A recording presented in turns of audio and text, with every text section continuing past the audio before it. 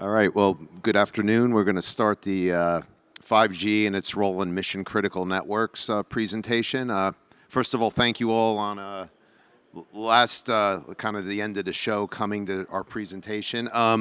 Anyway, we'll kind of just step through what we're going to cover, and then we'll introduce ourselves. So we'll talk a little bit about ourselves, a little bit about our companies, what we do. We'll talk a bit about the history of wireless, known as the generations or Gs of wireless. We'll then go into a bit of a spectrum primer. Obviously, spectrum's a major topic that all of us are dealing with in the industry.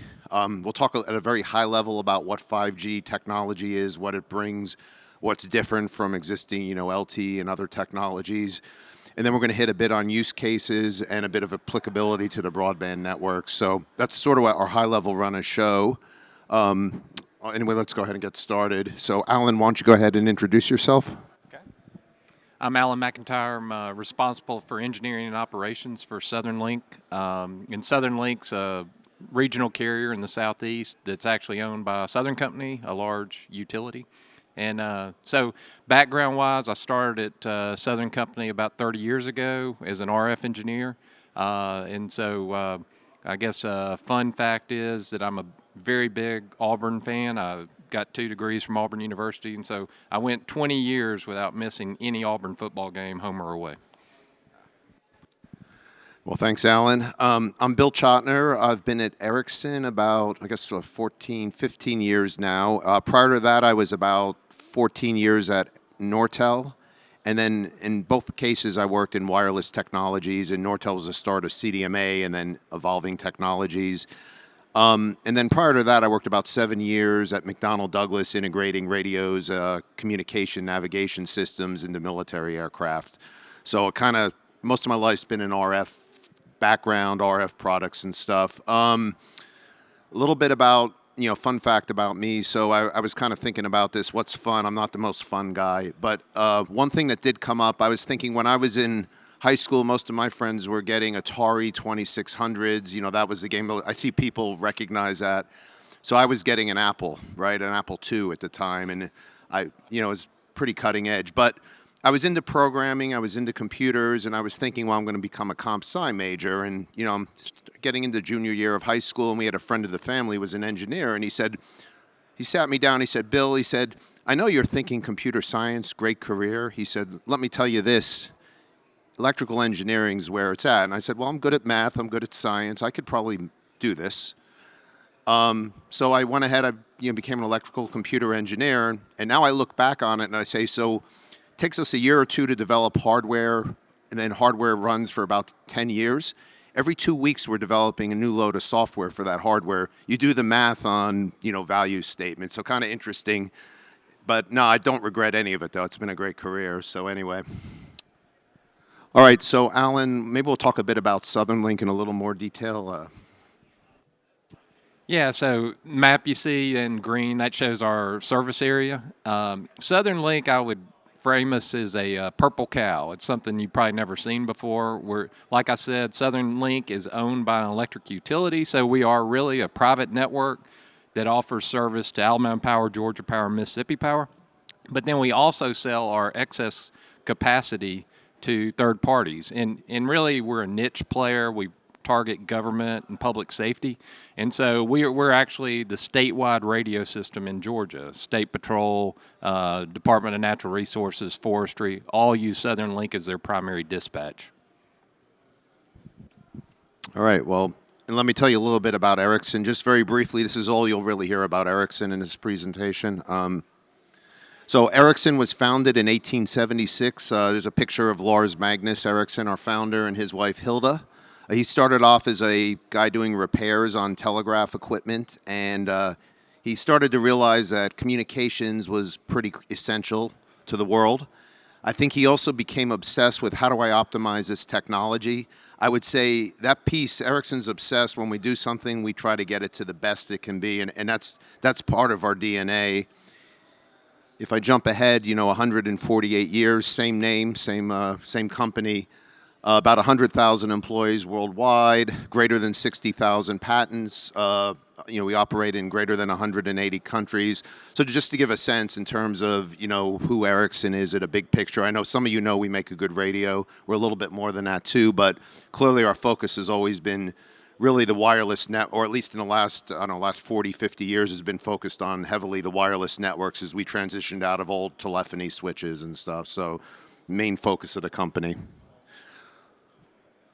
Okay, I'm going to switch gears a bit. So a little bit, I promised a little bit on history of wireless. Some of you, again, some of this will be a history lesson that you'll remember. If we talk about the Gs or generations of wireless, I remember back in the 80s, my friends who had money at the time, they actually, people had boats and stuff, and they used to have those big bag phones they'd bring out to a boat, and you could make a phone call on them. We know that the quality of the call wasn't so great. The reliability, it wasn't always guaranteed it would go through, but most of the time it worked, and it was something. So we that was sort of the introduction of really voice in a big way into a true mobile type of operation.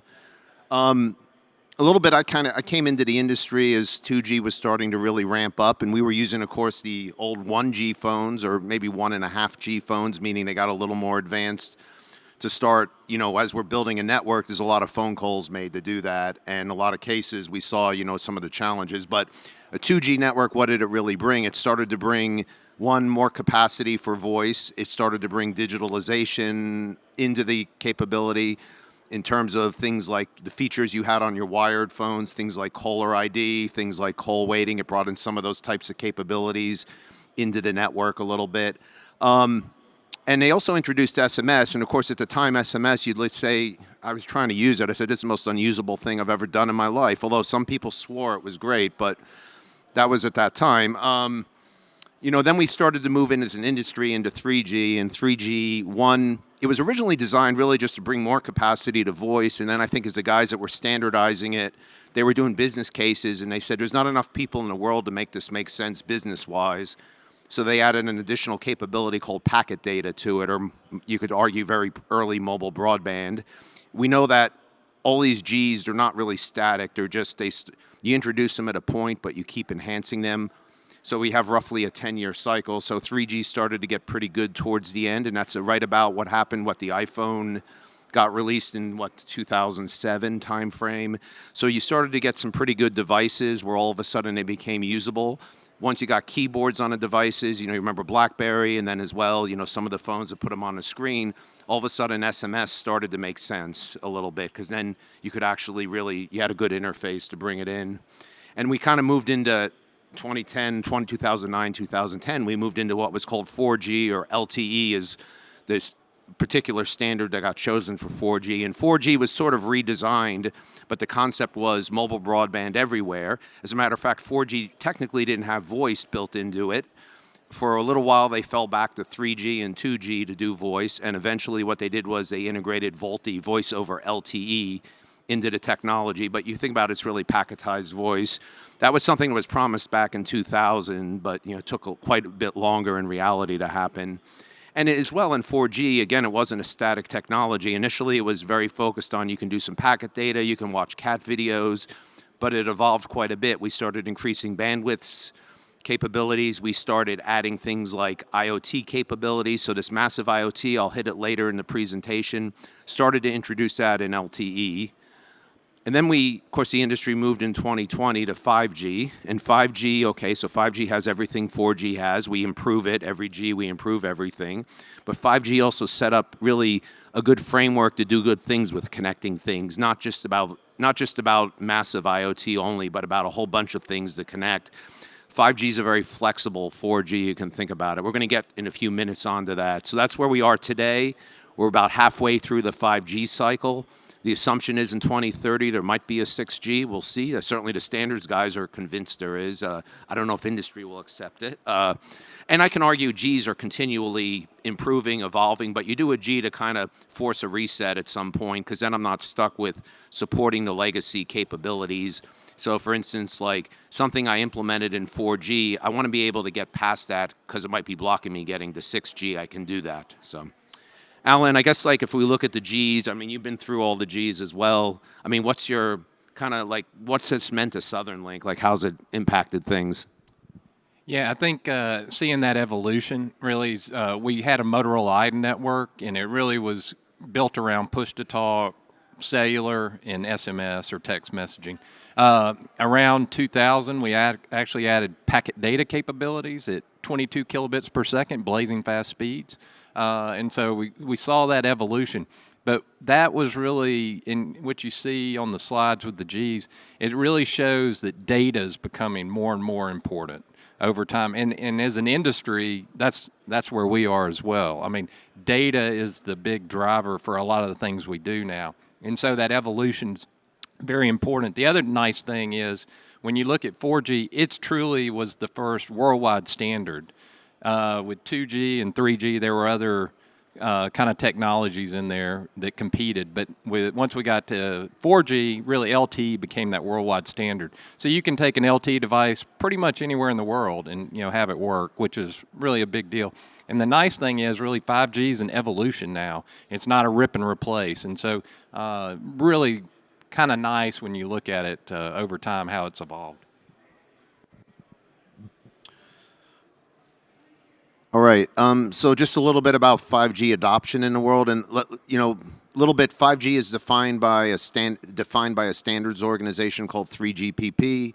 This is a big standards body. One, they look at requirements. They go ahead. They collect what's needed from different operators, different types of operators around the world. They start looking at use cases and they define a technology. 5G has been the fastest technology to roll out. Part of the reason Alan just alluded to is it was sort of an evolution. It was basically 4G made a lot more flexible, but it still had a lot of the 4G DNA to it. You look at rollout in the world, this are samples, the orange are samples from Ookla speed test. They basically, we subscribe to a database. They publish this type of stuff on where are they actually seeing the samples of Ookla happening. So they put orange dots in everywhere where they hit a certain volume of samples. Of course, heavy in North America, as you'd expect. Heavy in China. China mandated it a little bit. The interesting thing is if you look at India, India actually had, if you'd gone back a year and a half ago, was all dark. So they probably the fastest rollout I've ever seen of a network of that size and dominance.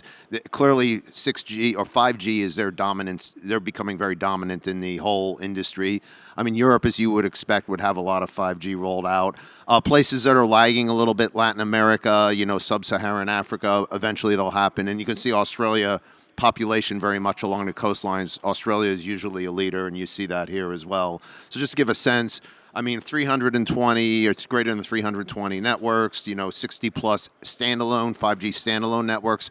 I'm not going to cover standalone and non-standalone today. This is a high level, but that's just basically a pure 5G with no underlying LTE network. And then about 35% mid-band population coverage. We'll hit spectrum in a few minutes, but understand mid-band is sort of this Goldilocks of spectrum for having a good mix of capacity and coverage. I would say utilities first have to build coverage before they can worry about capacity, but mid-band is definitely a Goldilocks for that. And then I think if you look at U.S., you see three operators, statistics on three operators. Look, I think mid-band coverage is what, again, working with carriers, that's a key thing to point out. What are we seeing? This is in January of 2024. It's probably further along, but you can see the mid-band rollout percentages. I think one of the carriers up to almost 90% of the U.S. pops covered with mid-band 5G. You see the low end on 57%. So you see they're kind of rolling out. They're in various stages of rolling out mid-band. I would say low band is much higher than that anyway. But the other thing is if you look at traffic on the right, I always watch this point pretty closely, which is when you're transitioning technologies, how much of your traffic is carried on the old versus the new, especially in data technologies. You can see we hit that crossover point middle of last year. And I think at the end of last year, we were at 60-something percent that's actually on the 5G technology, versus LTE. So now a majority of carrier data traffic, and this is just from the networks that we run. I assume it's pretty indicative of the whole country or the whole state of the nation in terms of 5G versus LTE. So it gives you a sense of traffic. Maybe Alan, I'll kind of ask a question. I know, so Southern Link went from maybe what I'll call more purpose-built system to a more of an open system. A little bit about maybe that transition, what drove it? Yeah, like I mentioned, we had a Motorola Iden system before, and really a lot of the reason, and I'll go back to, we knew their data needs were increasing. We didn't really know how much at the time, but we knew they were increasing, and so data was a big driver. End of life of the Iden technology was a big driver, but we knew we wanted to be on a standards-based platform. LTE gave us that ability, and especially opened up a lot of data opportunities, and we'll get into a little bit more of that coming up. Okay, I'm going to switch gears, and first of all, I'm not giving a golf clinic. I'm the last guy in the world you want to take lessons from, but I am going to compare spectrum a bit to golf clubs to start off at a high level. If you look at, we talk a lot about low band, mid band, high band, FDD, TDD. I kind of want to demystify a few of the concepts. Some of you may know all this, but maybe you'll get something out of it. But a little bit, we've kind of characterized low band sort of being like your woods, your driver, your 3-wood, that type of thing. So point is, it goes very far in terms of coverage. I know for me, I wouldn't say any of my clubs I'm overly accurate with, but especially not the driver of the woods. Usually people to the left or right need to duck a little bit, but so less accurate, meaning goes a little bit of everywhere. So that's sort of how we sort of characterize low band. And it's by low band, I'm talking about typically spectrum below a gigahertz. Generally, that is your best coverage spectrum out there. It's also the best at going into buildings. That was what was really 1G was deployed on. When we moved into 2G, we went into what I'll call mid-band 1, which was really FDD below the 2.3 and below. 1.9 was major 1 in the US, that was PCS, and then eventually AWS, which was 2.1 down and 1.7 up. But irrespective, the point is, still goes far, not as far, doesn't do as good getting into buildings, but you have more spectrum there, so you have wider channels, and wider channels generally drive you to higher capacity. Towards the end of 4G, we started to introduce in a bigger way this 2.5 gigahertz, which is really the start of the mid-band 2. In 5G, we properly introduced it. We put a lot of capability that really needed to be there to make some of the higher bands as you moved into 2.5 and that TDD spectrum to be more valuable. Some of the massive MIMO was really meant to make up the coverage distance and we'll see that in a few minutes what happens, combination of going to TDD and going to higher frequencies. And then, and basically right now I defined it up to 6 gigahertz. I mean, it's possible 6G spectrum may go up to 8 or 9 gigahertz for the mid-band. That'll become the new workhorse. But 3.5 in the world was a sweet spot. As the U.S., it was CBRS, which had challenges, so less ideal, but still CBRS good spectrum, and there's a lot of it. Also the DoD band 3.45 to 3.55, and C band 3.7 to 3.98. Those are really becoming the workhorse. And I mentioned the mid-band is the most important. That's what everyone tracks in terms of where are you at with your 5G build. U.S. really focused on millimeter wave because we had a lot of other services in the mid-band, so we focused on millimeter wave. That's 24 gig to 48 is what the U.S. defined. But the point is, these are very high frequencies. We used the putter as the example, doesn't go very far. Maybe for me, it goes further than my drive, but that's a separate issue. Doesn't go very far. Very precise, though, in terms of putter, I can hit the hole, right? Think about a beam a little bit. We had to develop technology that allowed you to overcome that. Millimeter wave only got introduced in 5G. Like I said, 2.5 was introduced in LTE. Just a really simple, picture to illustrate range. So this, if you look at the cell site on the left and you look at different frequencies and ranges, very hard to see that, but think about 600 megahertz, which is the lowest US band for this wireless mobile spectrum, having the longest range. That's the dark gray. And you can see it. And we ran, basically ran some simple link budget calculations, using the propagation models. You can see the range goes down quite a bit as you move up in frequency. Now, don't take these numbers as gospel at all. I know you all get the reports, but this at least gives you something to start thinking about in terms of what should I expect in terms of coverage. Now, we had a customer deploying 900 megahertz.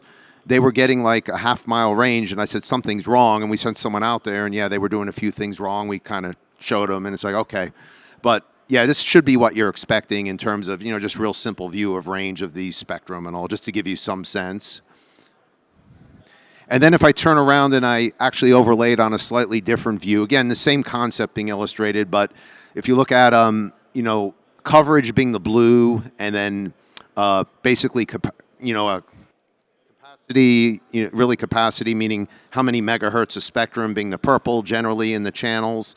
And then you look at latency being in the green. Fundamentally, there's this type of relationship. It's not exactly right, but basically low bands have really good coverage. They have a lot less capacity, partially because we have very narrow channels there. There's also some things that happen as you move up in frequency that will allow us to get more capacity out of them. Things that are tied to the size of the wavelength. So low frequency, very long wavelength. So there's limited in what we can do. We move up and we start to get more capacity, but we get less coverage.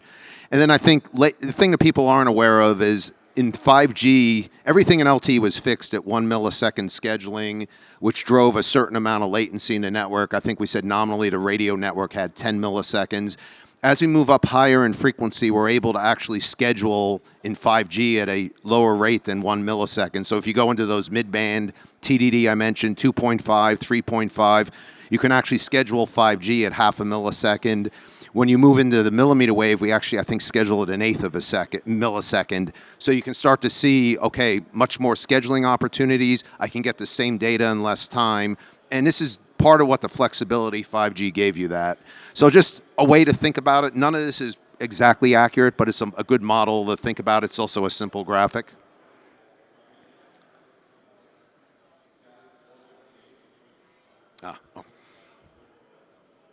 Try that again. All right, just a simple model to think about. A little bit, people ask me, well, how much capacity do I get in these networks? What drives the capacity? So nominally, there's spectral. I'm going to start on the right and work my way to the left, but nominally you have spectral efficiency. Spectral efficiency is largely a function of the technology. There are certain aspects, features, functionality will impact it a little bit, but generally technology tends to drive the spectral efficiency. So that's one factor in it. The second is how much spectrum do you have? So whether it's existing or new spectrum, how much are you actually utilizing? That drives a bit of your throughput and your capacity. But then the third item, which is pretty important to understand, is cell density. So I said the very lower frequencies, one is generally smaller channels, so less available spectrum. But as well, they propagate quite a distance, so I can't pack the cells as dense because then they interfere with each other. So as a result, I have to consider cell density in that too. So basically the way to think about it is, if I can do more cell density, so I go to more small cells or whatever, I can go ahead and reuse the assets I have more times in the same area and get more. And that's one of the things that drives the throughput and capacity. So just a model to think about. I hope it's straightforward enough just to kind of think through that a little bit. All right, so I've tossed around the terms, frequency division duplex or FDD and TDD, time division duplex. So a little bit, how do I think about these and what are the implications? So FDD or frequency division duplex, this means I have two separate channels. It's true full duplex, meaning all the time there's downlink, that's from the base station to the devices, transmissions going on. Here I'm showing a 10 millisecond frame. That's sort of how we think about in wireless technologies. We talk about a 10 millisecond frame, and then I've got 1 millisecond subframes. That's actually, how we actually schedule on that. And then you've got uplink and downlink going on at the same time, just on different frequencies. So continuous uplink, continuous downlink going on. So that one, makes sense. And then when they were developing TDD or time division duplex, there was a lot of thought put in the standards. How do I reuse as much as what I'm developing for FDD or frequency division duplex into TDD? So they used the same 10 millisecond frame, and they used a lot of the subframe concepts, but what they had to do was they had to alternate between uplink and downlink, because a downlink-only network, well, I don't know that it has a whole lot of use, maybe in broadcast, like TV, possibly, but not so much for, in terms of a wireless communication network. And then you have uplink frames that are, sending traffic from the device back to the network. And then you have what you call a guard period in between. So we have what we call them hybrid special subframes that basically have a little bit of downlink. You've got a period where you wait, you don't do anything. The reason you do that is with the devices transmitting, they're much lower power than the base stations transmitting. As a result, you need a period of time for, waves travel in all directions, which means they reflect off of things. You need to wait for all of that to pass on the downlink before you turn on the transmitter on the device in the uplink to send back to the base station, or they'll get interfered with. So that's why there's a guard period there, essentially. So this is sort of how it works. There are different patterns for TDD in terms of how many downlink, how many uplink.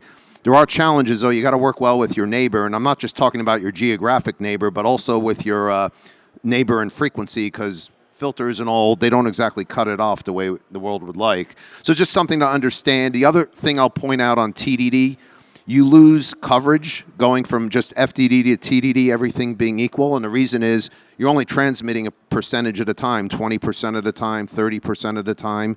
You're just simply taking a log of that. That's how you get how much coverage you lose, but it's on the order of like 7 dB, I think, is a normal figure we quote. So there's something to keep in mind is you do lose some coverage when you go to TDD from FDD. All right, the last thing I'm going to say about spectrum, these are common U.S. bands in use today. So these are ones primarily in carrier networks. I highlighted the ones in yellow that I'm talking to utilities about today. So band 71 or 600, a few utilities are picking that up. In some cases, there's a little bit available. I know Dish has some if they ever choose to sell it. I think band 26, so band 26, that's what Southern is on, 800 megahertz, very good spectrum. These are all high-power, dedicated, high-power licensed spectrum.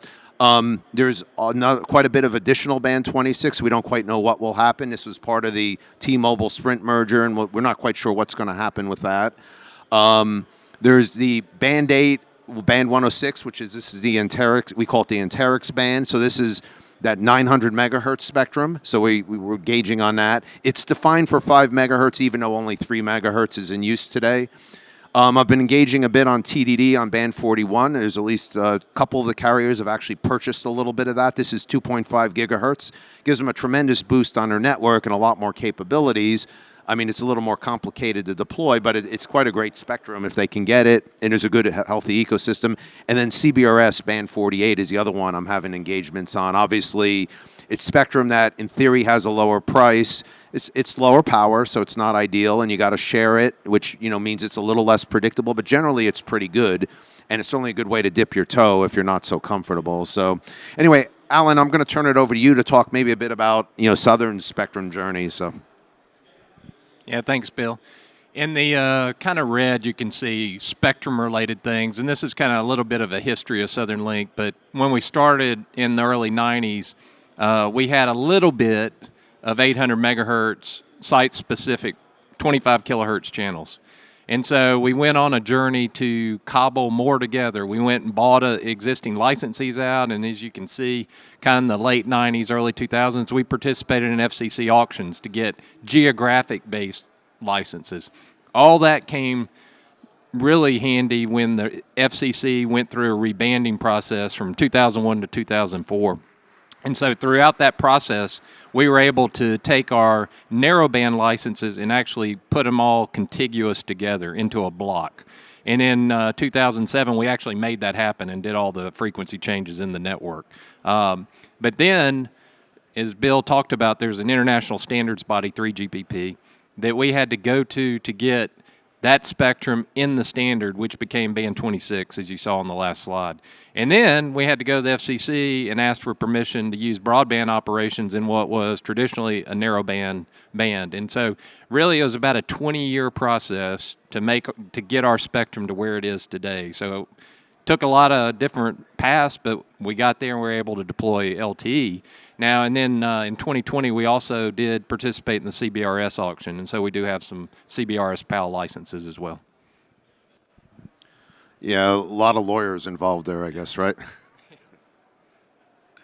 Okay, we're going to switch gears. So now we're going to go from golf to chess a little bit. We're going to talk a bit about what does 5G bring to the table. So a little bit, first of all, the numbers on here, just, there's something to think about in terms of maybe potential differences. And I'm not going to say you get all these, you don't get like a 10x or 20x improvement just going to 5G. There's more assumptions in there than that.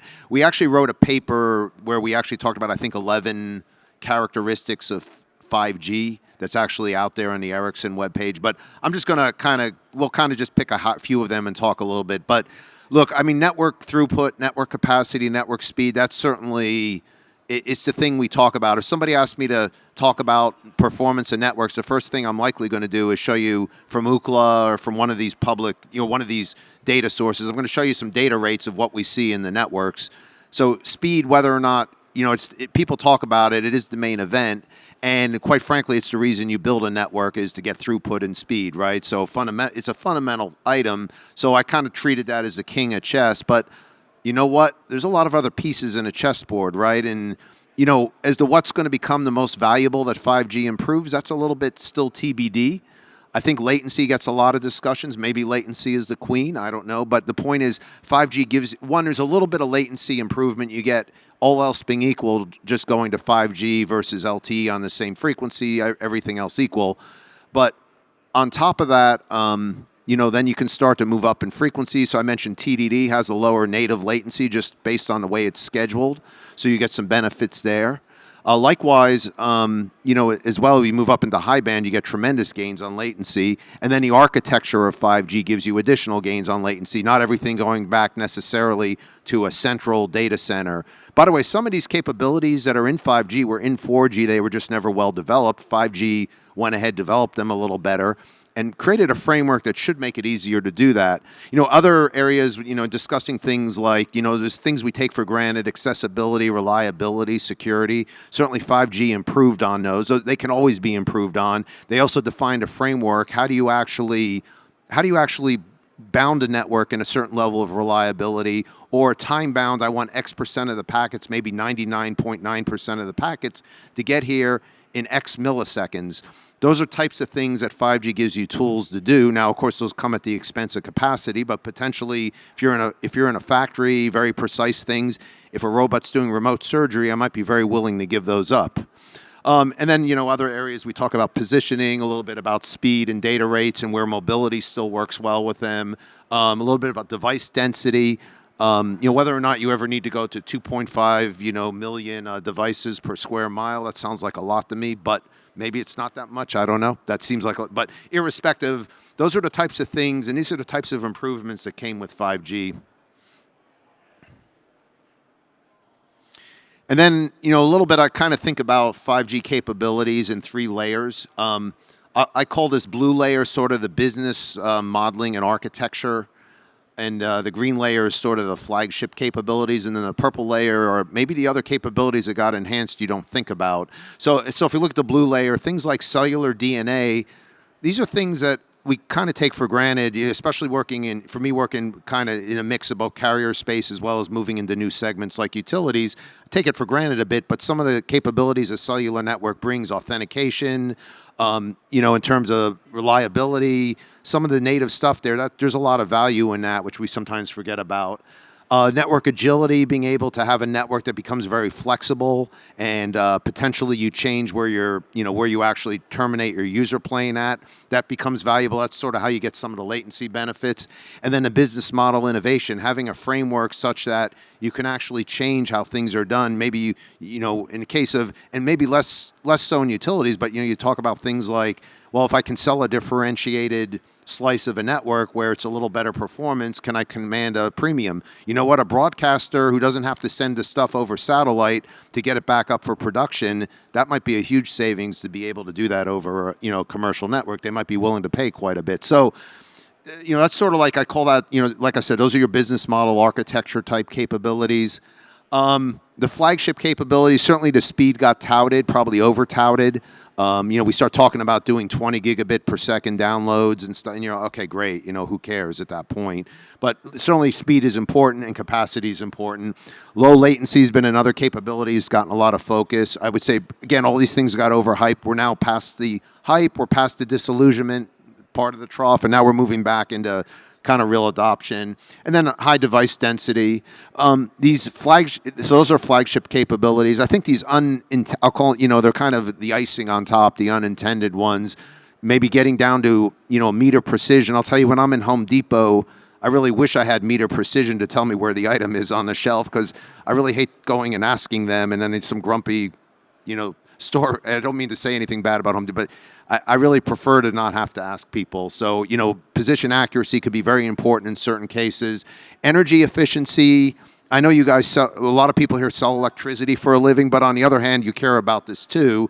I mean, you look at the number of radios we're starting to put on a site, and if you start adding up the usage, and typically every generation of wireless, because one, you're deploying more spectrum, in some cases you're pushing the spectrum a lot harder, you've consumed more energy per bit being sent, and on top of that, you're sending a lot more bits. 5G is actually flattening that and even declining that in some cases. Certainly the energy per bit has declined, something that's less talked about, but something that comes as a consequence.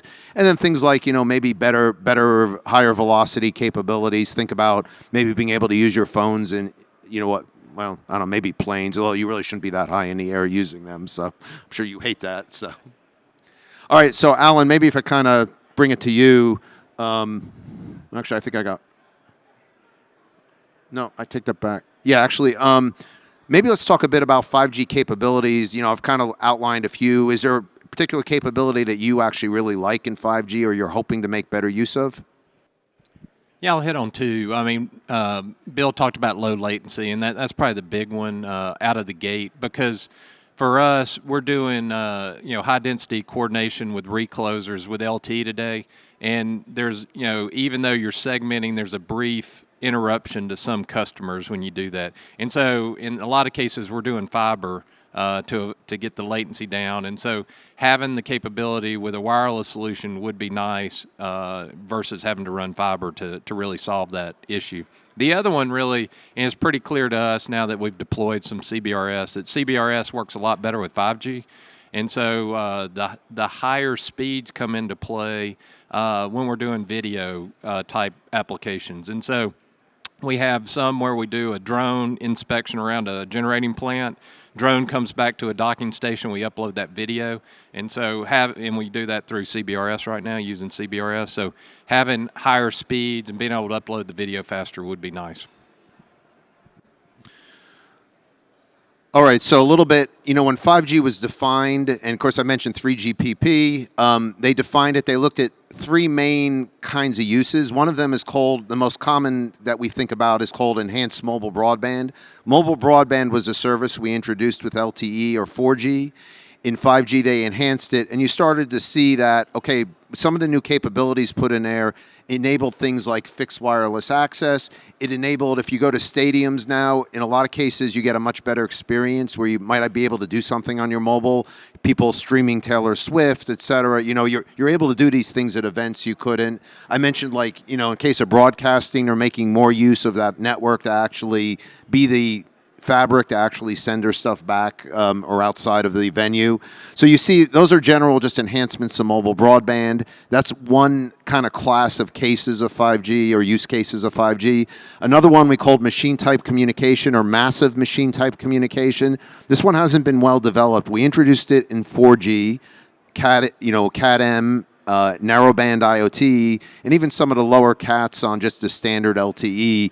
We'll talk about this in a few minutes, but these will all fold into the 5G framework, so the deployments you do on those will be safe as you move in 5G. So that's something to consider, is that, hey, if you're deploying a lot of CAT-M, is that a safe investment if LTE in 10 years is going to be the older G?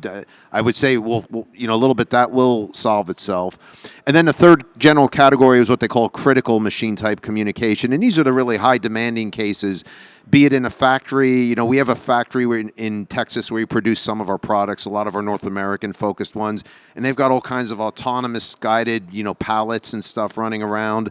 And, there you start to think about, okay, pretty important there to get that right. Maybe latency becomes a lot more important. Don't really want to hit somebody walking across on the floor, those types of things. You can think about cases, I don't know, people talk about the remote medicine or something. If something real gets done remotely, you probably want that to be pretty low latency and pretty high reliability. So those kind of cases that lend themselves, self-driving car would be another. I probably want that to work pretty well. And so pretty reliable and generally being able to react quickly. So. And then we had a lot of these, I'll call them, these were vision use cases, whether it was the venues where you actually start to get a lot more advanced in terms of the services being offered at a sporting event where maybe you can actually interact with the players, in a virtual world. Maybe it's about, being able to get better concession service or something. I can order it could be as simple as that. But we started to have some of that. I think just the fact getting your device to work reliably at a crowded venue is important. We had stuff in healthcare, and it could be, the extreme might be actually, really doing some actual fixing something remotely, but it could be as simple as just remote monitoring. We see a lot of that. You go to the hospital now, they're putting all kinds of cuffs and bands on you. I know people as well. I know some of the enhancements that have come out with some of the like diabetics and stuff with continuously monitoring their blood, continuously sending something up to a server that's monitoring and giving them a warning that, hey, you might want to eat some sugar now because you're getting low a bit in sugar. So, and then likewise, plenty of other use cases. But let me turn it over to Alan maybe to talk a little bit about, where are you kind of seeing private LTE happen? Yeah, and as you can see, a lot of use cases that we're using the network for today, large majority are obviously data applications and data use cases. There's a few voice with VoLTE and mission critical push to talk, but the large majority are really data applications. And so as we talked through before with data growing, we've got a stat internally that internal traffic on our data networks inside the company over the last 15 years has grown by 35,000% or 3,500%. So quite a bit of data growth. And the nice thing about having an LTE network that's standards-based, you can see all the different devices. We've got even more than that. That just shows you a sampling. But a lot of them have LTE embedded, like sensors that do line fault indicators out on the distribution lines. Network lighting controls. Bill mentioned the machine type communications. Those have narrowband IoT chips in them. And so there's a whole range of different devices and different applications. Metering is really the next frontier that we're working on. And then beyond that, I think, it's really looking at some of these higher bandwidth applications. There's phaser measurement units, things like that, as we get into more distributed energy resources. All right. And then I think emergency communication and a power outage. I know as a consumer, I very much appreciate this. Maybe say a word or two on that. Yeah, and so mission critical push to talk, can't overlook it. I think when we launched, it was really early on in the evolution. We talked about 3GPP a lot. The 3GPP standards for that really weren't formed until about 2017, and we were launching in 2018 and 19. So we were really on the really bleeding edge, and I think we bled some over that. But part of it was the device ecosystem wasn't there. The device ecosystem is today. As you can see, it's a pretty good range of different push-to-talk devices. You have some that really are very much in the way of LMRs type systems, and so that work on LTE networks now. And so that's really been a big change. And I think, when we talk about is MCPT ready for prime time, yes. I mean, we're doing it every day. Georgia State Patrol uses us for primary dispatch. Okay, so a little bit about a model of maybe how to think about as you're starting to put capabilities into your network. So, you make the decision to build a network, and so you get the network up and running, and now what? I think the way we've kind of modeled it with our carrier operators, we called it the road to 5G. And there's capabilities that you're doing today. You're doing them over systems today. So those are kind of like a baseline type of capability. And then you have a vision that's sort of like, I'll call it the 5G experience or expectation of what you want it to be. And there's probably a halfway house, right? Something you can do as you start to have a network that gets you part of the way there. So, and we call that the road to 5G type of capability. So, if I take a segment, and maybe I'll take something, if I take something like a car, today I have capability in a car where I may be getting, the weather and stuff like that, stuff that's a little more static in nature. And then, as you start to get on the road to 5G, maybe you start to get real-time alerts. So it could be, I would say Waze might be a good example of that, although it's not the way we thought it would happen. But, I get alerts about, traffic or construction on the highway, an accident. or it could be that there's a police officer up ahead, so slow down. So you get those kind of on the road to 5G kind of capabilities. But then you talk about what might be a 5G experience. Well, that might be a self-driving car. Don't know when that happens, if it happens in the U.S., but over time, that's sort of how to think about any application you're going to put on the network. It's this road to 5G. I'll just kind of qualify to you energy and utilities, segment we have here. This was Ericsson's, very high level understanding of. Obviously not. I think there's a lot more knowledge in everyone here than what's on there regarding that. But just to give some examples and all. So, all right, I'll hit a couple items before closing. So, massive IoT. I made mention of it before. So, massive IoT and IoT is about connecting things to the network. And when they defined massive IoT in standards, right, what they were trying to do was say there are devices that generally don't need really high data rates. Generally, they have certain things they can give on that maybe you need on a smartphone. So they said you don't need that, but what do you need? You probably need high density connections, and you need a network that has the be it the controls and stuff, so you don't overload the network if an event happens. So the overload type of control type of capabilities, maybe to some of the prioritization, but you need a large number of connections on there. So you think about your meters and utilities, probably an obvious example. Next item to consider is cost of the actual, devices you're putting in it. I worked about 10 years on CDMA, and CDMA was a good technology, but CDMA had a challenge, and this is why I think eventually it lost. Every device had a $5 tax on it called the Qualcomm tax. And it wasn't that it was bad or anything. It was reality of they had a business to run, and they said, we're going to charge $5 extra a chip than what the chips cost to make up for the fact that, we've put all this R&D into it. And that eventually killed that industry. So you think about meters, if you start putting a lot of, I think an LT module today, I was talking to people, I heard something in the order of $30-something for a standard LT module, whereas a Cat-M module might be maybe $7 or $8. I think the objective was like $5 in 3GPP. So cost of the device, obviously important in a business where you're deploying, millions of units and stuff.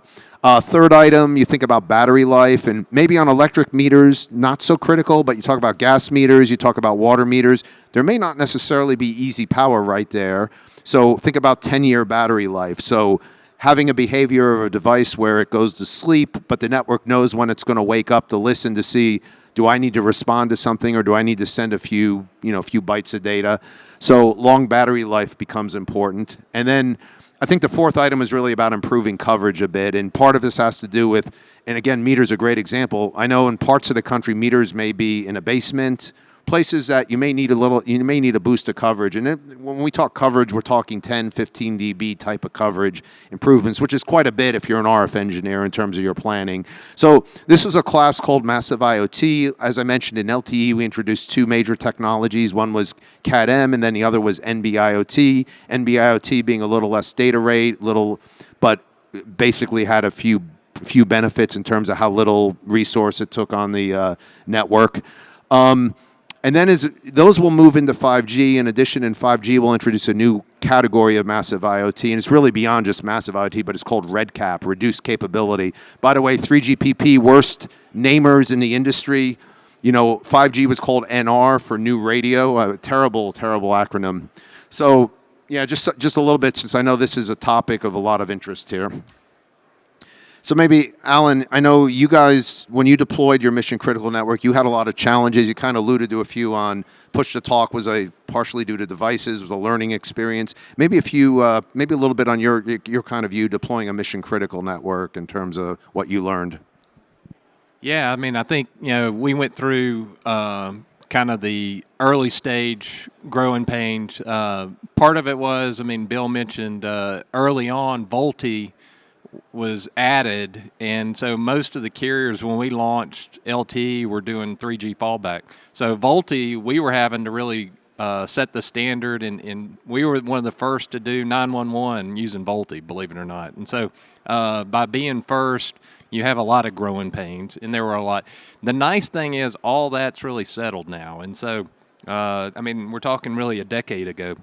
And so a lot of the hurdles we had really are clear now. I would say one of the other ones was devices. We talked about push to talk, but in general, we had just set up our band, and so in 3GPP, and then you have to get both Qualcomm chip makers, module makers to adopt that band into their products, and then ultimately the manufacturers, router manufacturers, and others to put that module in their product. And so we did a lot of work to make that happen. And so again, a lot of those challenges ought to be much easier today. All right. And then, by the way, just my history in general deployment of wireless, if there's two cables, I would say 50% of the time they're actually swapped. Maybe it's a little higher than 50, actually. I don't know why, but it's just anything that can go wrong does in deployments. It's complicated. All right. I'll just leave you with a final thought here and a little bit, you can take this model for what you think, but essentially you're starting to see a convergence of different disruptors in the industry. And I think, when you look at these pieces, 5G in terms of being the fabric that connects things up, and, I think we see more and more evidence of that starting to happen. I think both cloud and edge computing, you think about it, a lot of stuff getting brought back to the cloud for processing. And of course, what's the cloud? I use that term with my wife. It drives her nuts. I said, well, just think about it. It's a computer just in a remote place. But point is, obviously, you bring something to a cloud, you have a lot of data available to do stuff with it. And then what might you be doing in a cloud? I mean, you might be doing AI processing as an example, and you've got a lot of other data to work with. Connecting things, Internet of Things. And then finally, I think our view is, at least in the mobile industry, certainly a lot of it's been really stuck on a form factor, a device that maybe a new form factor comes out. I always talk about augmented reality goggles. It'd be nice, instead of watching a YouTube video that tells me what to do, and then I go out to my car and try to do it, and I'm not remembering that, looking like that. It'd be very nice for me to be wearing glasses that actually look at it and say, you're unscrewing the wrong screw, dummy. That would be very helpful. So, and I think all this kind of leading to digital transformation. So I think 5G is a piece of it. Doesn't mean it can't be done with 4G, but certainly 5G brings a lot of tools to it. So anyway, I think that's where we're going to end the presentation. We'll take a few questions.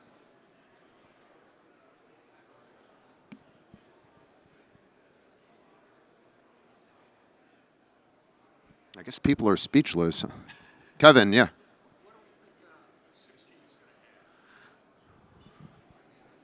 Yeah, so I mean, and let's not kid ourselves, standards work is well underway on 6G. Kevin's asking what might 6G have. I think, one of the areas that we've seen a lot of work on has been things like, I'll call it a mix of the physical world and the virtual world, or maybe the cyber-physical continuum. And think about this a little bit. Like, I kind of saw some simple demos we've done that illustrated pretty well, but think about something like, an automated factory with pallet movers and other automated things, and think about being able to manipulate what's happening to those things in a digital world instead of in the real world. So, for instance, it might be I put a boundary that says this device cannot cross this boundary. So even though, because maybe it's a safety issue or something like that. So think about being able to do stuff in a digital world and then translate it back to a physical world back and forth. That might be what 6G is. I would say 6G is still pretty open. There's discussion on sensing capabilities, being able to maybe use the network a bit to map out what's happening. It gets a little, if you remember the Batman movie where he used all this, I think it was all the cell towers at the time. He used it to kind of map out everything. So their sensing capabilities are being heavily talked about. Certainly 6G will bring a lot of improvements on what we have today. So being able to do, I would say, more of what we're doing in a better way. More access technology type integration. So think about maybe more better satellite integration. The concept's been in 5G and they're developing it, but I would say we're still early. Think about more artificial intelligence, assuming there's really a play for that, which I think there will be. And we put a lot of AI in our networks today, things like machine learning to tune a features automatically instead of self-tuning. But think about maybe taking that a step further. I think some of the energy efficiency will get more standardized, but we don't quite know. I think certainly the different kinds of devices are interesting. So we have to see a little bit. I think it's still a bit soon. And again, just like every 6G will get hyped very heavily and then will come into reality. But I think some of what was promised in 5G might happen in 6G. That's typically how things work. So.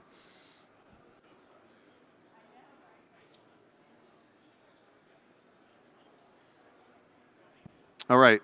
Well, I want to thank you all very much. And then contacts if you want to get a hold of Alan or myself, LinkedIn and email. But you feel free to. I know you'll get these presentations. So, and just really, thank you all for the opportunity to speak to you. I hope this was useful.